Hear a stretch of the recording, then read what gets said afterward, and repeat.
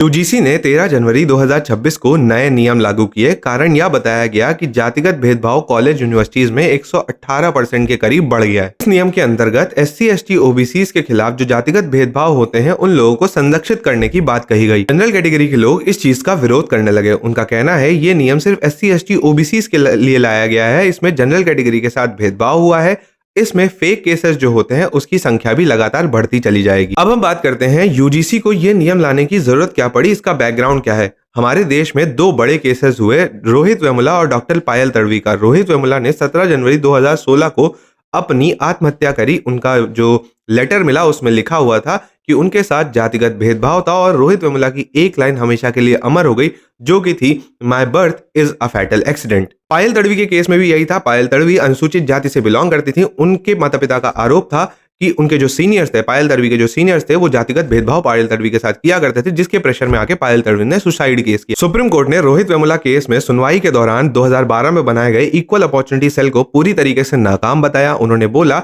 ये व्यवस्था जातिगत भेदभाव को पूरी तरीके से रोकने में असमर्थ रही है। इसी को कुछ रिफॉर्म करके यूजीसी के नए नियम को लाया गया है। जनरल कैटेगरी का कहना है इस रूल के बाद फेक केसेस की संख्या बढ़ती चली जाएगी। वहीं एससी एसटी ओबीसी का मानना है जहां पे आज विद्यालयों में 97% शिक्षक, professor, vice chancellor general category से बिलोंग करते हैं। जब सत्ता पावर उन लोगों के हाथ में है, उसके बाद भी कैसे फेक केसेस हो सकते हैं। हालांकि इस रूल में जिस एससी एसटी ओबीसी वर्ग की बात करी गई है उसमें 90% एससी एसटी ओबीसी वर्ग को तो ये पता भी नहीं होगा कि यूजीसी उनके लिए कुछ नियम लेके आई है उनकी प्रोटेक्शन के लिए, क्योंकि 90% एससी एसटी ओबीसी जो वर्ग है वो साक्षरता के लेवल में बहुत ज्यादा कम है।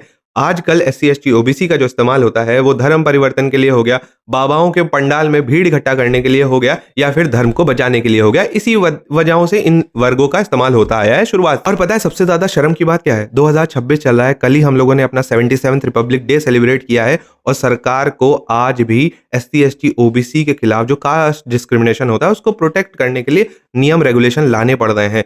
आपको एक चीज ध्यान में रहनी होगी कि जितने भी नेता आते हैं ना, ये वोट बैंक पॉलिटिक्स इनकी हमेशा से चलती रहती है। बहुत सारे इलेक्शंस होने वाले हैं 26 में, 27 में यूपी का इलेक्शन होने वाला है। आपको एक भी प्रोटेस्ट इस बेसिस पे देखने को नहीं मिलेगा कि let's end the caste discrimination. हम कास्ट डिस्क्रिमिनेशन को खत्म करने के लिए प्रोटेस्ट करते हैं, हम एक बिल लाते हैं कि कास्ट डिस्क्रिमिनेशन ही खत्म हो जाए, सरकार पे दबाव बनाते हैं।